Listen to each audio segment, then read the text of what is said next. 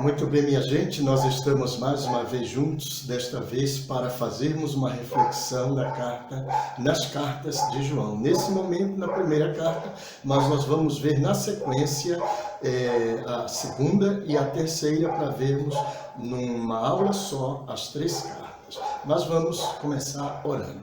Senhor amado, nosso Deus e nosso Pai, graças te damos pelo teu amor e por tua bondade, por tua misericórdia. Agradecemos a ti por este momento, por este tempo.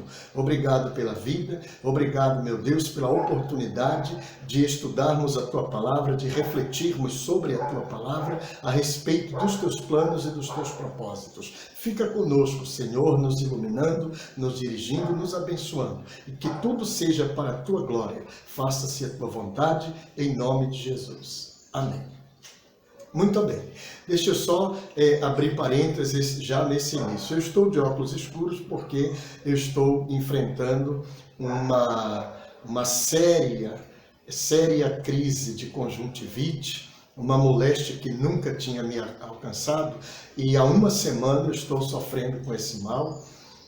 Tem sido dias bastante complicados, mas a gente vai levando a coisa e fazendo aquilo que nos cabe fazer e deixando o resto para Deus fazer aquilo que só Ele pode fazer. Então, tenho sido medicado, estou sendo acompanhado por especialistas, mas é um processo, tudo é um processo. Então, para que você não fique constrangido olhando para os olhos esbugalhados e uma cara inchada, então eu coloquei óculos escuros para facilitar para você e também a mim mesmo, me ajuda para eu não pegar o vento direto nos olhos, que a coisa ainda não está muito boa. Mas vamos ao que interessa. Vida que segue, o importante é que eu não estou cego, nem estou morto, e a gente continua a fazer a obra de Deus.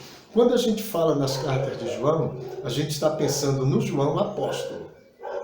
Não se sabe exatamente qual João escreveu, mas acredita-se, e isso vem desde o primeiro século, entende-se que esse João é o mesmo que escreveu o evangelho que leva o seu nome. Isso é ponto pacífico, isso é uma coisa absolutamente tranquila e também é irrelevante. Ele é apresentado como o presbítero, ou seja, ele é um ancião, ele é alguém que tem a responsabilidade de um número de igrejas na região de Éfeso. Ele está escrevendo de Éfeso, inclusive, e nós temos aí, nesse momento em que a carta é produzida, e inclusive o motivo que levou João a escrever estas cartas é uma crise pela qual as igrejas daquela região de Éfeso estão passando. Existe um grupo de dissidentes, um grupo que nega Jesus, nega a realidade de Jesus, nega que Jesus seja o Cristo, e isso tem influência, claro, no gnosticismo, porque é uma corrente filosófica muito presente naquele momento, e essa tendência filosófica entende que a matéria é excessivamente má, corrupta e corrompida, e que o espírito é bom, só o espírito é bom.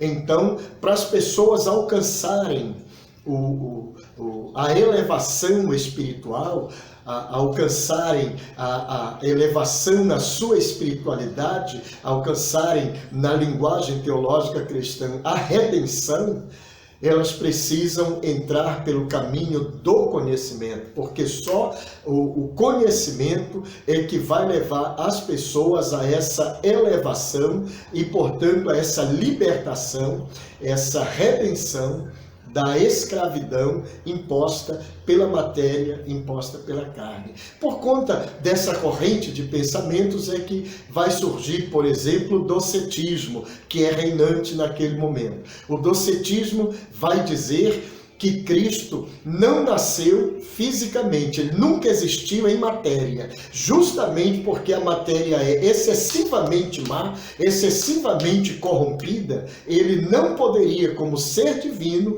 ter nascido na carne, ter tido um corpo físico, uma manifestação literal, física e material. Sendo assim, tudo que se viu de Jesus foi apenas uma aparição, uma espécie de visão fantasma, uma coisa fantasmagórica, mas que na realidade Jesus nunca esteve ali fisicamente. Se isso fosse verdade, então nós teríamos um grave problema teológico, porque não havendo um corpo, não haveria um sacrifício. Jesus não teria sido crucificado e, em consequência disto, não teria morrido por nossos pecados. Então, isso é uma heresia terrível e isso está correndo ali no meio da igreja naquele momento por falsos mestres que estão inventando todas essas teorias. Mas também existe o serintianismo. O serintianismo vai dizer que existe Jesus, sim, físico. Mas esse Jesus físico é produto da união sexual, da relação sexual entre José e Maria. E que, portanto, José era pai biológico, pai legítimo de Jesus, assim como Maria. E Cristo é que é o ser divino.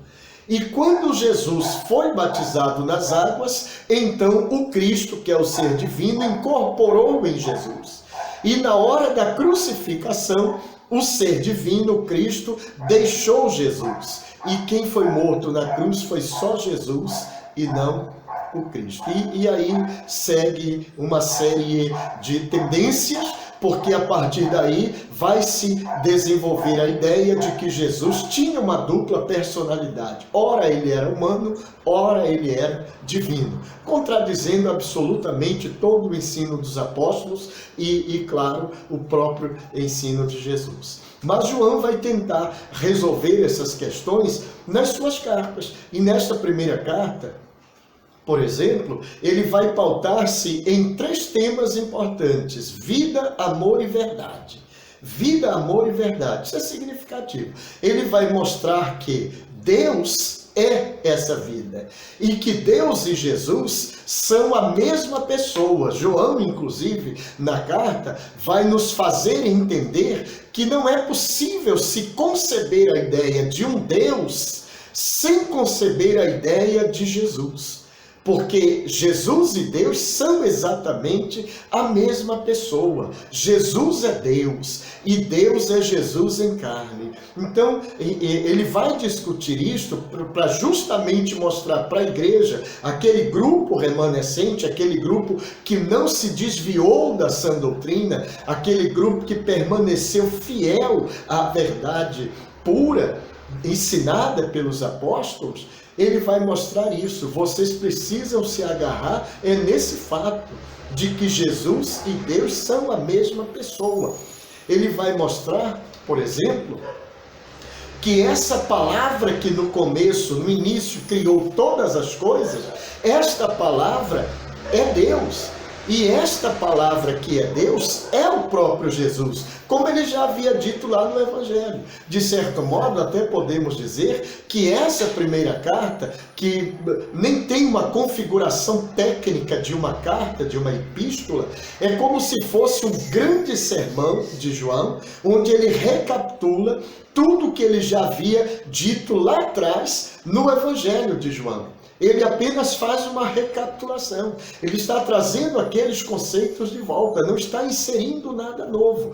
Mas ele vai mostrar que essa palavra que é Deus é a palavra que gera vida, porque foi a palavra que criou todas as coisas. E essa palavra que gera vida, que é Deus, é Jesus. E Jesus veio em forma corpórea, em forma física, material, palpável. Mas ele é Deus, 100% Deus. E isso é significativo. João vai enfocar muito esse fato. E ele vai dizer que essa verdade, eles no caso João e os outros apóstolos, eles receberam esta verdade diretamente de Jesus. E agora eles passam esta verdade a toda a comunidade cristã. E isso é significativo porque ele está dizendo que é justamente isto que vai gerar, vai produzir a comunhão entre as pessoas e entre as pessoas e Deus. as pessoas em Jesus. E isso é uma coisa que nós devemos levar em consideração. Mas por que ele enfatiza essa questão da comunhão? Porque ele vai mostrar que na verdadeira vida que Jesus vem trazer, vem oferecer, que é a vida de Deus em nós, a vida dele em nós, essa verdadeira vida, quando é recebida, quando ela é desenvolvida, então nós passamos a fazer parte dele e ele passa a fazer parte de nós. E isso é a comunhão. A koinonia é a participação na comunhão, é a participação na vida. Tanto que ele vai mostrar que a maneira de nós identificarmos se uma pessoa é ou não de Cristo é pela comunhão que ela desenvolve. Se nós temos comunhão uns com os outros, então Cristo está nisto. Cristo está presente e nós estamos em Cristo. Esta é a evidência, ou uma das evidências de que Cristo está em nós. É a comunhão que temos uns com os outros, porque a comunhão gera vida. E essa comunhão, ela traz a manifestação do amor. E daí João vai dizer que Deus é amor. Mas se eu tenho esse amor de Deus em mim, eu evidencio isso na comunhão com o outro, na comunhão com o próximo, amando, fazendo pelo outro o mesmo sacrifício que Cristo fez por mim, porque a doação de Cristo na cruz foi um gesto de amor. Então eu tenho que me doar pelo meu irmão, me doar pelo meu próximo, porque esse é um gesto de amor e ele é sacrificial. Mas é desta forma que nós levamos a salvação ao outro. Agora é importante observar aqui que é ao outro, ao próximo. Não é ao amigo, não é aos iguais. Porque às vezes o outro próximo não necessariamente é igual. Às vezes ele é diferente, ele pensa diferente, ele se comporta diferente, ele crê diferente, mas ele é o próximo, ele é o outro. Então eu tenho que manifestar por ele esse amor, essa comunhão, para poder conquistá-lo para Deus, para poder mostrar a ele que Cristo está em mim e eu, consequentemente, estou em Cristo. Isso é significativo. João vai mostrar que Deus é luz. E é importante nós percebermos que essa luz, que ele vai dizer a luz verdadeira, é Jesus. Não podemos esquecer do Evangelho, do mesmo João. Jesus diz, eu sou a luz do mundo. Quem me segue não andará em trevas. Isso é muito importante, porque quando Jesus diz que ele é a luz, e João diz Deus é a luz verdadeira, ele está dizendo Jesus e Deus são a mesma pessoa, é a mesma coisa. Luz é conhecimento, e esse conhecimento é da verdade de Deus. Então implica dizer que quem segue nesse conhecimento, nessa verdade de Deus, não anda em trevas, porque aqui nós temos conceitos contraditórios, como nós temos amor e ódio, que são contradições, nós temos aqui luz e trevas, que são contradições, são opostos. Então, se eu quero andar na luz de Cristo, eu tenho que, portanto, renunciar às trevas. E eu só me distancio das trevas na medida em que eu me entrego à luz de Cristo. Porque quanto mais intensa é a luz, menor são as trevas, ou menores serão as trevas, a ponto de elas virem a desaparecer. Então, quando eu vejo essa luz, que é Jesus, e essa luz significa o conhecimento da verdade, ou a verdade de Deus, e voltando ao Evangelho de João, Jesus diz, conhecereis a verdade vos libertará. Quem é que nos liberta? É a verdade. Nos liberta do quê? Daquilo que nos prende, nos aprisiona, que são as obras das trevas. Mas que verdade é essa? No mesmo Evangelho, Jesus diz, eu sou a verdade. Jesus é a verdade. Então essa verdade que liberta é Jesus. E como é que eu tenho acesso a essa verdade que liberta e essa verdade que é Jesus? Jesus diz isto também no Evangelho de João, lá no capítulo 17. Ele diz: santifica-os na verdade. A tua palavra é a verdade. Então a palavra é Jesus. A palavra verdadeira, a palavra da verdade é Jesus. Então, quando eu mergulho na palavra, quando eu me alimento da palavra, quando eu conheço a palavra de Deus, eu estou conhecendo a verdade, eu estou conhecendo Jesus. E na medida em que esta palavra de Deus entra em mim, cresce em mim, é a verdade de Deus crescendo em mim, se enraizando em mim, é Cristo crescendo em mim. É a luz crescendo, iluminando, e isso vai dissipando as trevas. Então a maneira de vencer as trevas é deixar a luz de Cristo brilhar em mim, crescer em mim. É o conhecimento da palavra de Deus. O mundo está fadado ao fracasso. Então João vai dizer: se é assim, não ameis o mundo. Não ame o mundo, porque o mundo já está fracassado, ele já está sentenciado a desaparecer. Então não vale a pena amar o mundo e nem o que no mundo há.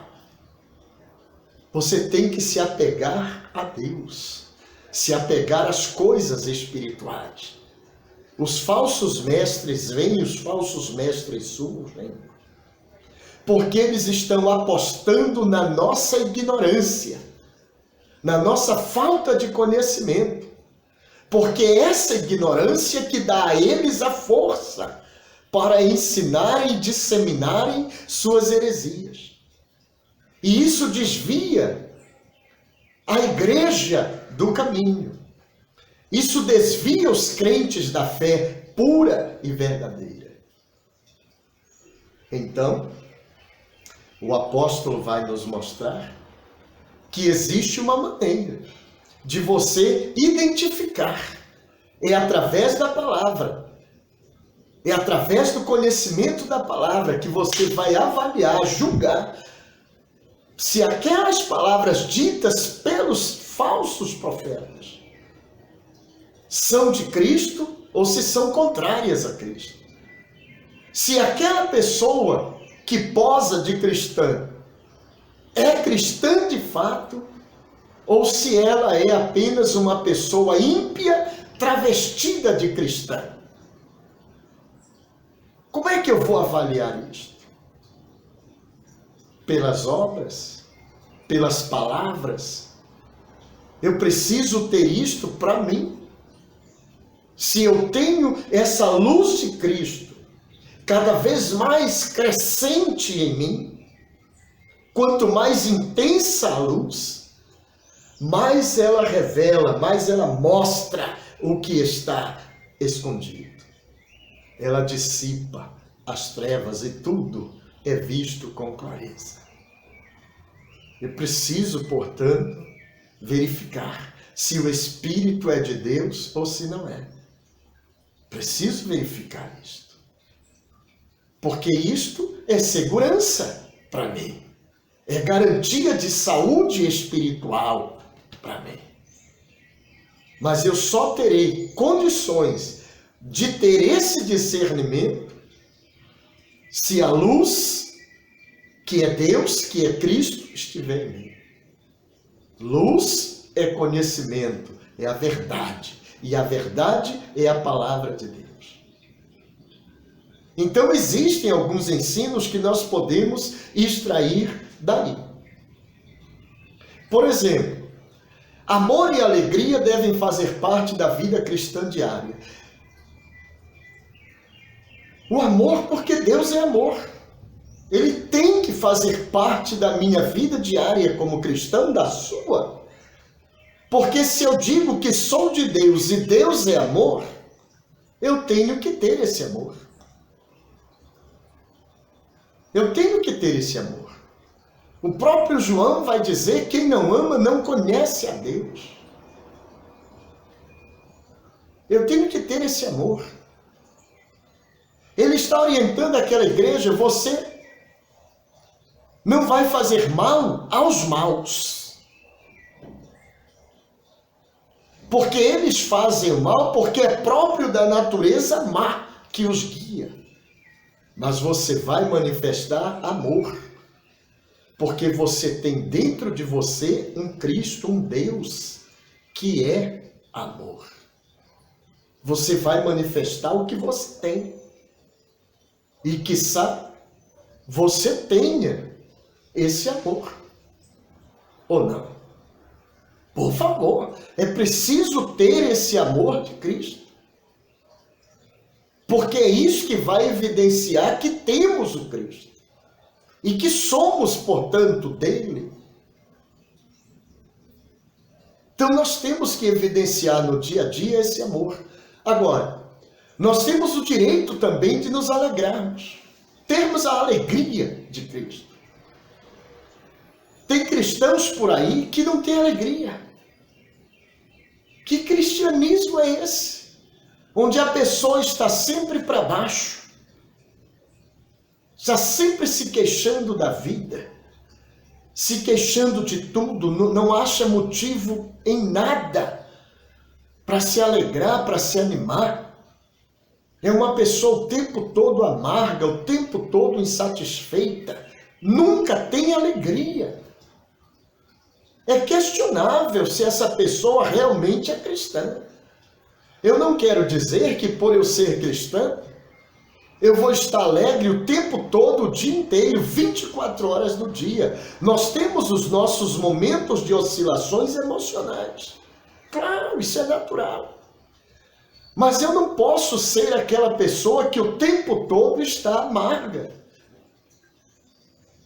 revoltada. Parece que o mundo conspira contra mim, contra ela o tempo todo, e nós estamos o tempo todo reclamando e nos queixando. Não, temos que acabar com isso. Já vimos na carta de Pedro: tende por grande alegria o passardes por várias provações. Eu tenho que entender o propósito de Deus por trás das coisas. Eu estou com essa conjuntivite, que é uma coisa ridícula, que no meu caso é uma conjuntivite alérgica.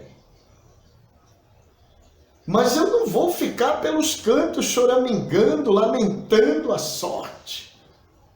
Eu estou com conjuntivite, eu não estou morto, não. Vida que segue. E damos um jeito e vamos em frente. Faço o que me cabe fazer e o que eu não posso fazer, Deus vai fazer, mas vida que segue. É assim. Temos que ter comunhão uns com os outros, como evidência da nossa comunhão com Jesus. Como é que as pessoas vão entender e perceber a minha comunhão com Cristo, que é uma experiência subjetiva? Elas não enxergam dentro de mim. Elas só perceberão pelas minhas ações diante delas e para com elas. Se eu digo que tenho comunhão com Cristo, mas não tenho comunhão com meu irmão, eu estou sendo um falso cristão. Eu ia dizer hipócrita, mas é uma palavra muito forte. Um cristão não verdadeiro. Eu preciso entender que eu evidencio a minha vida com Cristo na minha relação com o outro, nas relações interpessoais. É dessa forma, não tem outra. Aprender a se relacionar bem com os que pensam como nós pensamos, mas também com os que pensam diferente do que pensamos. comunhão com o outro. Eu não posso jamais me relacionar bem só com aqueles que professam a mesma fé que eu, do mesmo jeito que eu. Eu tenho que me relacionar bem com todos. Porque eu sou luz. A luz, para fazer sentido, não pode brilhar onde há luz. Ela tem que brilhar onde há trevas, onde há falta de luz. Lá ela é mais necessária. De fato, é lá que ela importa. Depois, viver diariamente os ensinos da palavra de Deus. Por quê? Porque isso traz o amor de Deus. Isso desenvolve em nós o amor de Deus, a comunhão com Deus, o compromisso. Isso é significativo porque aí sim eu vou ter alegria de verdade. Porque vou entender os propósitos de Deus para a minha vida o tempo todo. Vou ver a mão de Deus nas circunstâncias ao meu redor o tempo todo. E ao invés de murmurar, vou glorificar a Deus. Porque em tudo eu vejo a mão de Deus. É assim. É desse jeito. Então eu preciso desenvolver uma relação com a palavra de Deus o tempo todo. Eu preciso aprender, conhecer esta palavra o tempo todo para interagir com ela, para deixar que ela me formate, para deixar que ela me molde, me transforme no dia a dia. Eu preciso estar em comunhão com esta palavra o tempo todo, vivenciando, experienciando esta palavra o tempo todo. Não esquecendo que esta palavra é a verdade. E a verdade é Jesus. E o conhecimento desta palavra liberta. Depois, todos nós podemos ter uma íntima relação com Jesus, assim como os apóstolos tiveram. Eles se relacionaram ali com Jesus, aprenderam dele, se moldaram por ele e realizaram as obras dele de uma forma tal que chegou até os nossos dias. Mas eles não foram os únicos. Nós podemos também desenvolver a mesma intimidade para ter o mesmo conhecimento íntimo e profundo para desenvolver as obras de Deus. Mas é uma questão de posicionamento. Eu tenho que me posicionar a favor de Cristo. Eu tenho que me posicionar a favor dos projetos de Cristo. Eu tenho que querer porque Ele quer. Ele deu a vida dele na cruz porque Ele quis. Ele tomou uma decisão, foi uma atitude. Agora eu que tenho que tomar a minha e ter atitude. E dar uma resposta a Ele. Claro, uma resposta satisfatória, uma resposta positiva, para que eu possa desenvolver dia a dia essa comunhão com Ele, comunhão com a palavra, que a palavra possa produzir em mim os efeitos de vida, os efeitos de salvação. Jesus desenvolve uma união conosco através da sua graça, misericórdia e aceitação. Todos os dias. Mas eu preciso me posicionar diante dele para poder ser alcançado por esses favores dele. É assim que funciona. Jesus está conosco o tempo todo. Tanto nas coisas simples, mundanas, como nas coisas mais complexas do nosso dia a dia.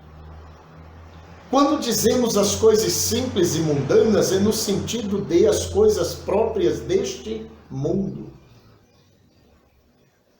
Mundo físico, mundo material. Ele está comigo o tempo todo, está contigo o tempo todo. Não é só na hora em que tu estás orando, não é só na hora em que tu estás lendo a tua Bíblia, não é só na hora em que tu estás dentro do templo, não é só na hora em que tu estás pregando, não é só na hora em que tu estás ouvindo a pregação da palavra de Deus, não é só na hora em que tu cantas um louvor, mas nas coisas mais comuns deste mundo ele está ali presente. Andando contigo na rua, dentro de um transporte, é no ambiente de trabalho, é no teu ambiente de lazer. Em toda parte, em toda casa, quando sai à rua, sai às compras, o tempo todo ele está presente, o tempo todo. Então, oportunidade não nos falta de desenvolver uma comunhão e uma intimidade com Cristo. Os falsos mestres estão em todo lugar. Já estavam lá, estão hoje também, vão estar amanhã. Não podemos impedir isso. Mas podemos impedir de sermos enganados por eles. Podemos impedi-los de nos ludibriar. Como fazemos isto? Desenvolvendo a nossa comunhão íntima com Cristo, pelo conhecimento da palavra, pela aplicação da palavra na vida do dia a dia.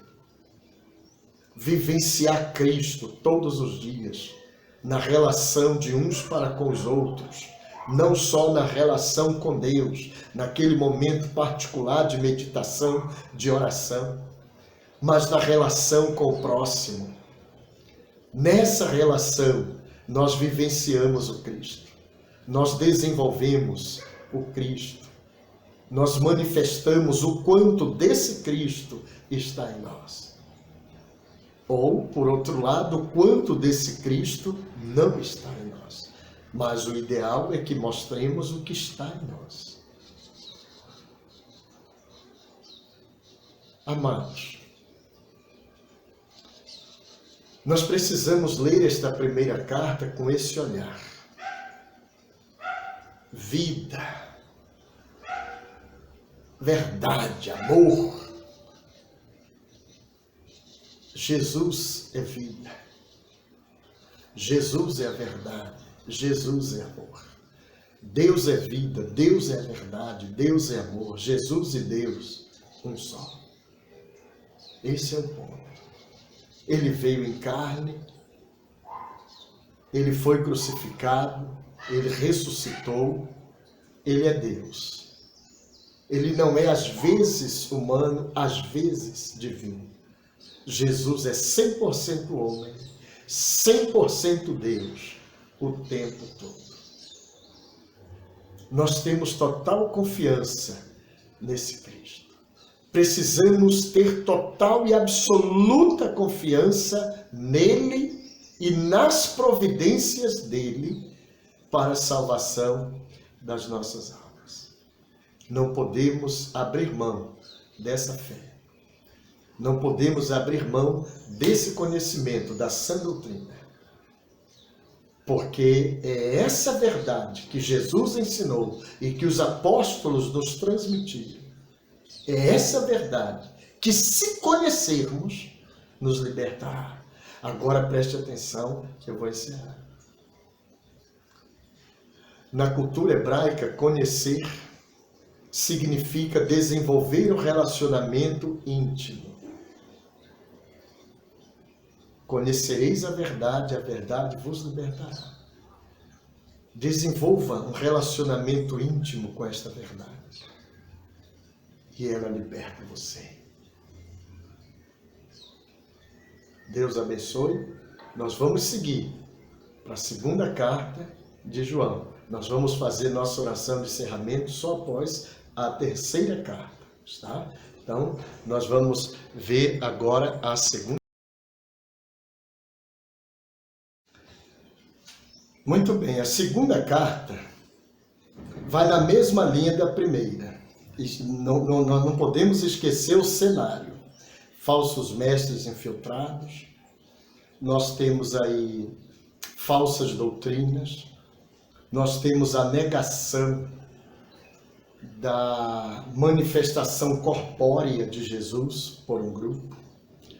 Nós temos, portanto, a negação da morte sacrificial de Jesus. Isso é grave. E sendo assim, nós vamos ter alguns problemas no que tange a firmeza de fé de muitos crentes que vão fraquejar, porque vão se encantar por essas novas doutrinas, que são heresias, e vão desviar o rumo. Então João tenta alicerçar aqueles que estão firmes ali, seguros, permanecem na fé em Jesus, para que não se desviem com aqueles, para que não abandonem a sua fé. E ele vai dirigir esta carta à senhora eleita. Não se sabe exatamente. Pode ter sido uma senhora, uma pessoa ilustre daquela comunidade e seus filhos. E pode ser apenas uma expressão metafórica, que é mais provável para se referir à igreja daquela localidade e suas congregações, igrejas outras. Fato é que ele vai dirigir esta carta com o propósito de apelar aos seus leitores para serem obedientes ao mandamento de Cristo de amar o seu próximo. Já dito lá atrás. Amar a Deus e amar o próximo. Esse é o mandamento do reino messiânico. Amar a Deus e amar o próximo. E ele vai mostrar nesta carta, e a finalidade é esta, uma coisa muito breve, muito curta. Há uma urgente necessidade de desenvolver esse amor, porque as pressões vêm de todas as partes. E se a igreja estiver unida, coesa, por esse amor, ela terá mais chances de vencer os ataques. Ela terá mais chances de resistir à pressão. É preciso permanecer firme em obediência a esse mandamento de amar. Amar a Jesus, claro, mas amar o próximo também. Isso é muito importante, porque é nesse exercício, nesse esforço de amar, que a igreja vai se fortalecendo e Cristo vai crescendo no seio dessa igreja. É, em outras palavras, viver uma vida de obediência às Escrituras, aos ensinos da palavra de Deus. Não podemos abrir mão disto. É preciso também observar no livro que há um alerta. Olha, presta atenção, igreja. Os falsos mestres estão em todo lugar. Não caia naquela tolice de acreditar, eles estão longe de nós. Não. Às vezes eles estão no meio de vós. Ele está dizendo. E não poucas vezes. No meio da comunidade, tem aqueles que têm pensamentos confusos. E muitas das vezes contrários à sã doutrina. Presta atenção nisso. E ele então faz este alerta. Se essas pessoas estão negando a ressurreição física de Cristo, porque esses falsos doutrinadores acreditavam e ensinavam que Cristo ressuscitou, mas isso é espiritualmente, não é fisicamente, não é literalmente. Preste atenção, hoje nós temos a teologia do Jesus histórico, preste atenção nisso. Um Jesus real e que morreu de fato, mas a sua ressurreição foi só espiritual, não foi física, não foi literal. Preste atenção, cuidado, porque isso existe hoje no século 21. Então ele está chamando a atenção para isso. O que João espera é que esses crentes estejam cientes e conscientes da presença desses falsos ensinadores que distorcem a palavra, destroem a sã doutrina, vendem um evangelho que a gente chama evangelho da facilidade, vem com um discurso fácil, bonito, mas distante da sã doutrina. Cuidado, muito cuidado. Então ele vai mostrar como é importante compararmos tudo o que vemos, tudo o que ouvimos, tudo o que lemos e que afirma ser cristão com a Sagrada Escritura. Ah, mas eu li aquele livro ali, fantástico. Fala a respeito da fé, da igreja, de Cristo, etc. Mas ele está de acordo com a sã doutrina? Esse é o ponto. Tem que estar de acordo com a sã doutrina. Não é suficiente ser um sermão bonito, ter uma retórica. Ele precisa estar de acordo com a sã doutrina. Se a pessoa vem com um ensino, compare com a Escritura e veja se está de acordo.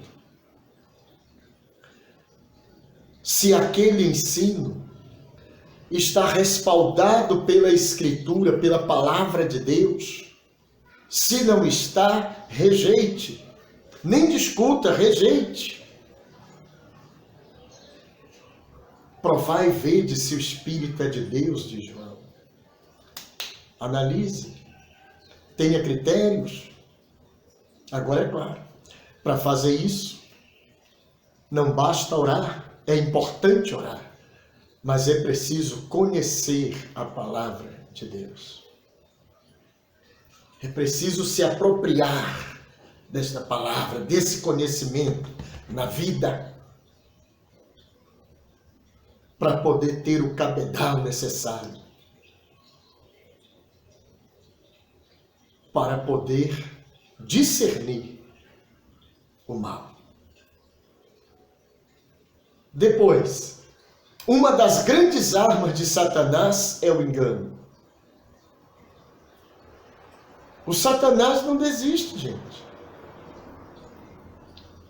E ele vai usar o engano. E ele tem maestria nisto.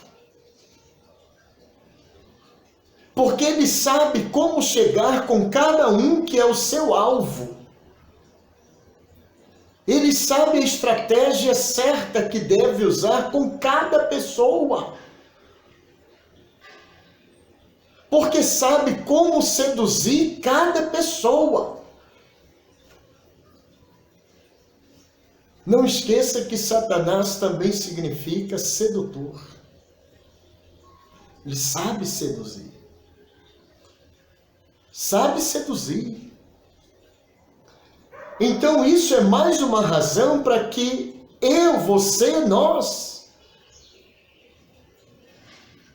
estejamos comprometidos com a palavra da verdade diariamente.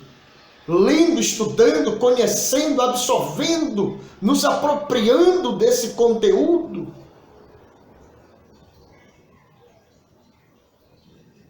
Porque o sedutor vem. E na hora em que a sedução se apresentar a nós, nós temos que ter capacidade e habilidade para identificá-la e para rejeitá-la, para não cairmos na armadilha.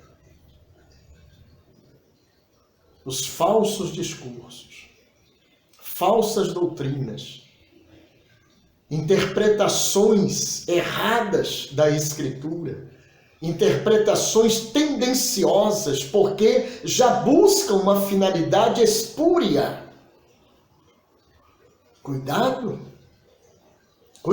com isso. Já era uma realidade lá, nas comunidades sob a responsabilidade de João. E ainda é uma realidade em nossos dias. Que coisa lamentável. Outra coisa a destacar nesta carta. É relativamente fácil ser seduzido por uma doutrina nova, que parece basear-se nas Escrituras, mas que examinada de perto é, na verdade, contrária à palavra de Deus. Cuidado! Nem tudo que brilha é ouro. Cuidado com isso. Como dizia o poeta, nem toda terra seca é sertão. Cuidado com isso. Cuidado com isso. As aparências enganam, é o que se está dizendo em outras palavras. Nem tudo que parece ser uma coisa é de fato aquilo que parece ser. Cuidado. Então é importante que eu esteja experienciando Cristo todos os dias, o tempo todo na minha vida, para que Ele, que é luz, ilumine o meu caminho. Me mostre o que está oculto, o que está na penumbra, que está nas trevas, à espreita para me pegar. Conhecereis a verdade vos libertará. Eu preciso dessa verdade, que é Cristo, que é a palavra escrita, é a revelação escrita de Deus. Eu preciso dela, preciso conhecer, para que ela me ilumine. Já dizia o salmista, lâmpada para os meus pés é a tua palavra, e luz para o meu caminho. Eu preciso dessa luz, desse conhecimento, desse entendimento para a minha vida. João alerta ainda nesta segunda carta. Devemos assumir a seguinte postura sempre. Se a doutrina não se alinha com as Escrituras de maneira clara e harmônica, então é falsa e não procede do Espírito Santo. Portanto, devemos rejeitá-la. Mas ela está mais ou menos de acordo. Mais ou menos não é exatamente.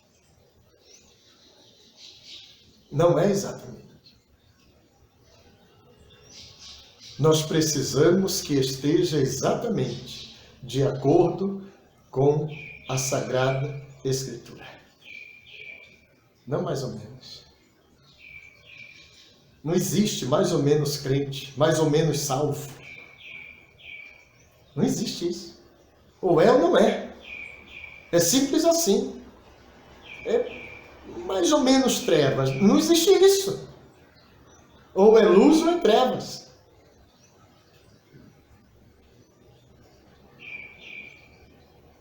É assim que funciona. Na hora do arrebatamento não vai haver mais ou menos arrebatado. Fulano morreu em Cristo. Sério? É, mais ou menos. Ele vai ser mais ou menos ressuscitado. Não existe isso. Ou é ou não é. Ou é uma coisa ou é outra coisa. Não existe essa coisa do mais ou menos. Então não tem essa coisa de estar mais ou menos de acordo com a Escritura. Então não está. Rejeite. Rejeite. Cuidado com os falsos mestres e os falsos ensinos. Este é o alerta de João na segunda carta. Nós vamos ver já já a terceira carta. Agora, preste atenção. Vigie. Bom, a terceira carta, para a gente encerrar esta série de 3 cartas de João, né? Nesta terceira carta, ele vai discutir questões bem interessantes, práticas também. Mas nós queremos destacar 3 personagens. Queremos destacar Gaio, Diótrefes e Demétrio. Porque são personagens que João vai mencionar na carta. Para começo de assunto, ele começa já falando de Gaio. Quem foi Gaio? Gaio foi um amigo, um companheiro de João, um cristão excelente, aparentemente, pelo descrito na carta, uma pessoa de posses e uma pessoa extremamente generosa, hospitaleira. Ele costumava hospedar na sua casa os itinerantes, principalmente os pregadores, os mensageiros itinerantes. Ele era alguém que abria as portas da sua casa para receber essas pessoas, esses viajantes, dar acolhida a essas pessoas. Isso é muito interessante, muito significativo. Porque se lá na segunda carta ele diz, cuidado com os falsos mestres, que eles chegam até você, mas eles negam a Cristo, negam a essência da fé, que é o sacrifício vicário de Cristo. Cuidado, mande embora esse povo, se afaste, se misture, não caia na conversa. Mas aqui ele já vê diferente. Aqui um oposto àqueles. Esse aqui é um cristão que demonstra o seu cristianismo hospedando pessoas, mas que ele sabe que são pessoas, ele filtra, são pessoas do bem, não vem para semear o mal. São pessoas que estão viajando, estão passando, semeando a palavra, levando a mensagem do evangelho puro do Cristo. E Gaio recebe na sua casa. Mas, contrariamente a ele, que demonstra o seu autêntico cristianismo, o líder da comunidade ali, naquele contexto, é Diótrefes. E Diótrefes é um homem aparentemente rancoroso. Um homem duro de coração. Ele fala mal de João, ele fala mal dos seguidores de João, ele não aceita a autoridade apostólica de João, ele rejeita os ensinos de João, não aceita que as cartas de João sejam lidas na sua comunidade. Ele é uma pessoa estranha, autoritária, uma pessoa que não tem sensibilidade para ouvir Deus e para fazer aquilo que Deus quer que seja feito. Ele é aquilo que nós poderíamos dizer, na prática, um anticristão. Ele é aquele cristão que é mais anticristão do que propriamente cristão. Porque as suas ações negam totalmente o seu discurso. Absolutamente. Então é uma coisa complicada. E ele vai criar muitas barreiras. Então João chama atenção para esse fato. Gaio é o modelo.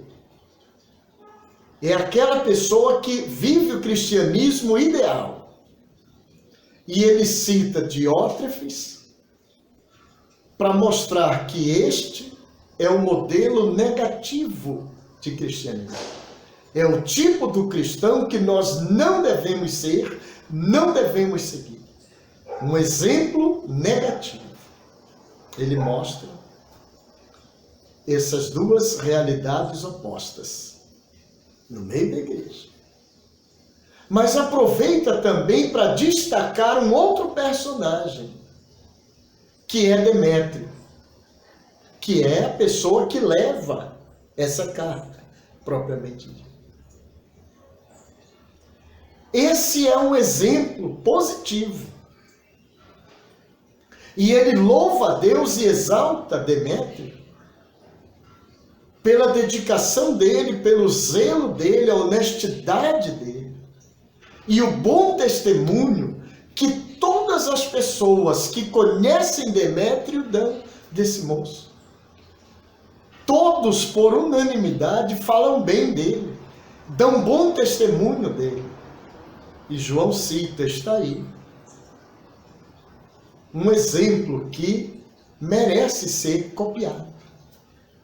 De um cristão que dá um testemunho de tal forma que todos falam bem dele, falam positivamente, exaltam as suas atitudes. É um exemplo que merece ser copiado. Isto é muito importante. Então, esta pequena carta vai trazer essas discussões. É claro que ainda está todo aquele clima com as falsas doutrinas circulando, as falsas doutrinas que estão ali permeando. A igreja tem que se posicionar, tem que se resguardar para não ser envolvida por essa falsa doutrina, por esses ensinos deturpados da Escritura. Mas tem que, ao mesmo tempo, praticar o seu bom cristianismo. Gaio é um exemplo desse bom cristianismo. Demétrio é outro exemplo desse bom cristianismo. Mas no meio da igreja, sempre tem um Diótrefes. Aquele que é contra, é sempre negativo, sempre puxa para trás, puxa para baixo.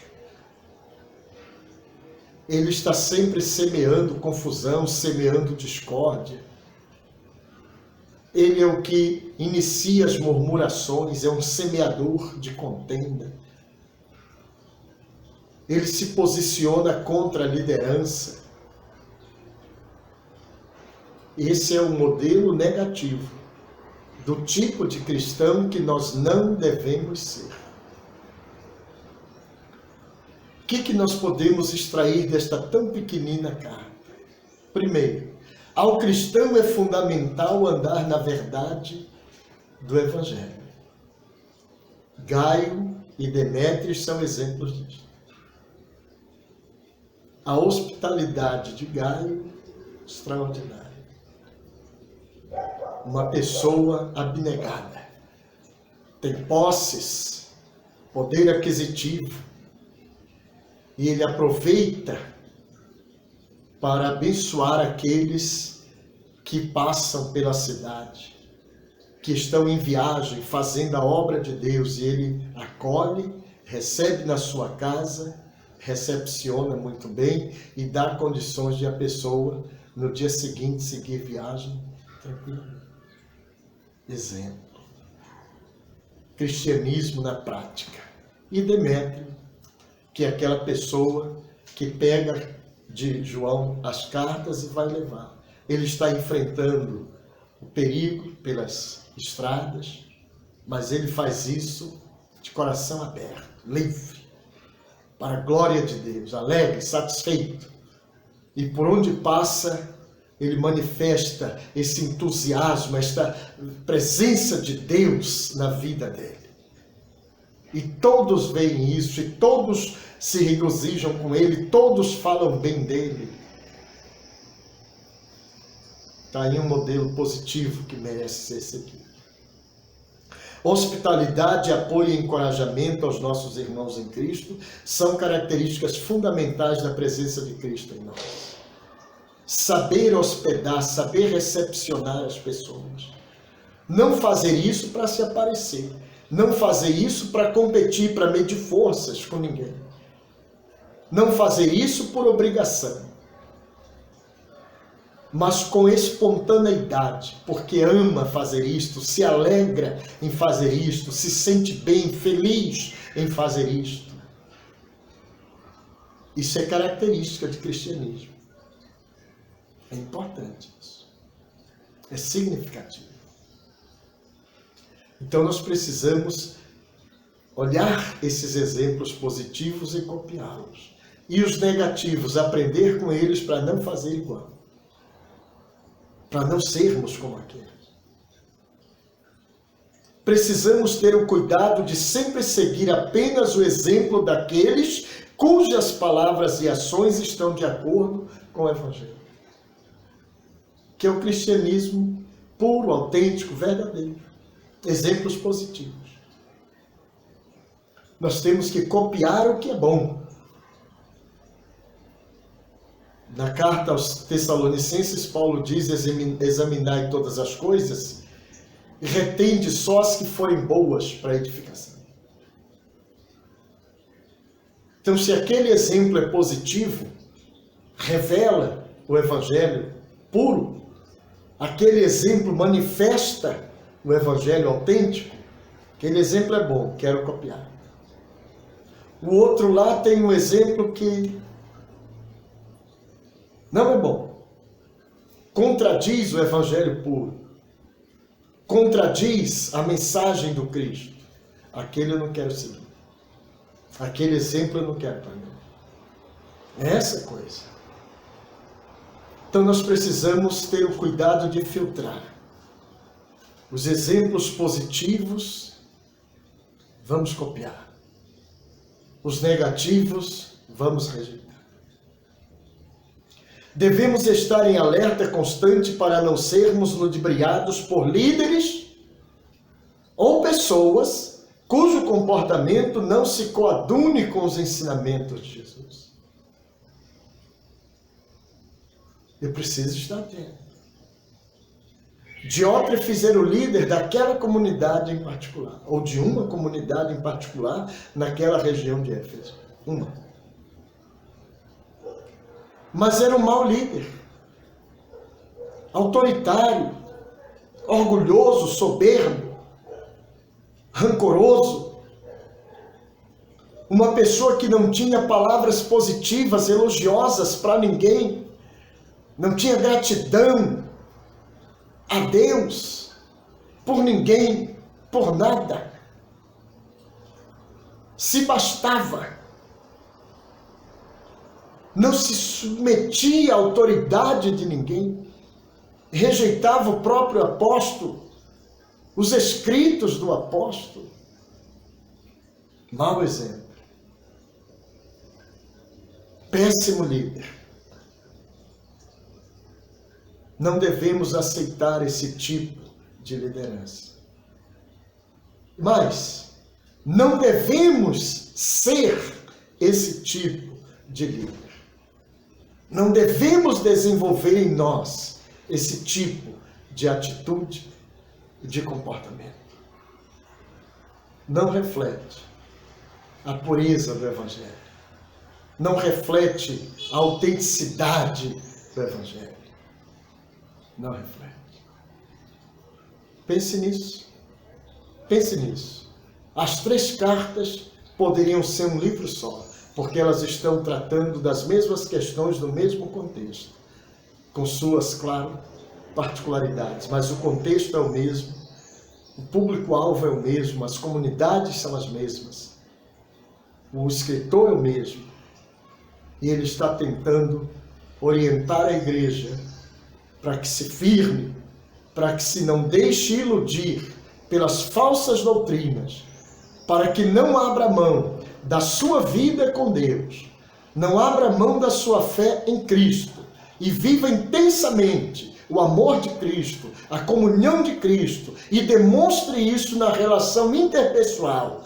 Manifeste no dia a dia a sua fé, o seu cristianismo através das ações autênticas, positivas, verdadeiras, para que Cristo cresça na sua vida, no seu meio. E cada vez que esse Cristo cresce, a luz cresce e as trevas desaparecem. O mundo está fadado a morrer. Então, não ame o mundo, nem o que no mundo há. Não vale a pena. Ame aquilo que é eterno. Jesus, a vida que Ele oferece, a vida que Ele dá. Que Deus nos abençoe. Em nome de Jesus, vamos orar agora. Amado Deus que estás nos céus, obrigado pelo teu amor, obrigado por tua graça, obrigado por tua bondade e por tua misericórdia. Senhor, ajuda-nos no dia a dia a nos afastarmos de todas as influências negativas, de todas as doutrinas contraditórias à tua sã palavra. Ajuda-nos, Senhor, dá-nos sabedoria, discernimento. Ajuda-nos a nos dedicarmos ao conhecimento da Tua Palavra e a vivenciarmos os Teus ensinamentos, para que dia a dia a luz de Cristo cresça em nós e as trevas se distanciem de nós cada vez mais. Colocamos-nos nas Tuas mãos, para que nos ajudes, nos auxilies e que seja feita a Tua vontade, no nome santo e bendito de Jesus. Assim seja. Amados, Deus abençoe e Deus nos ajude nesse nosso propósito de continuar em frente, crescendo na graça e no conhecimento de Cristo.